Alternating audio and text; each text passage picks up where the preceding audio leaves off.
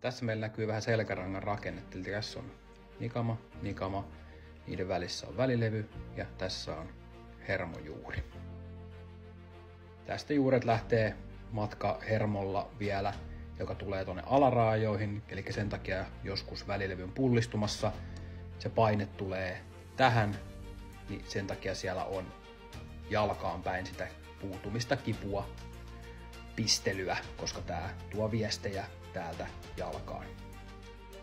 Vaikka täältä tää välilevy rikki meneekin, niin monet niistä parantuu ajan kanssa. Joskus sitten, jos ei ajalla parannu tai oireet on kovin vakavat, niin silloin sitten leikkauksella otetaan sitä mahdollista välilevymassaa sieltä pois ja tehdään tilaa sinne hermolle.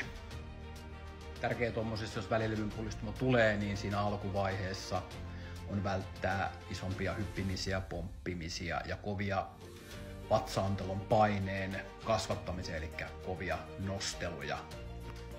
Kevyttä liikettä, usein kävely, vedessä tehtävä liikunta, pienet alaselän keskivartalon aktivaatiot voi jeesata ja vähän nopeuttaa sitä parantumista.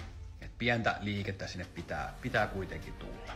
Mutta niin kuin tuossa näkyy, että jos siellä tommonen tila on päällä, niin siellä ei mitkään manuaaliset hoidot voi auttaa muuta kuin ihan hetkellisesti lievittää oireita, mutta jos siellä tommonen välilevyn pullistuma on, niin sitä ei sieltä millään hoidoilla takaisin työnnetä.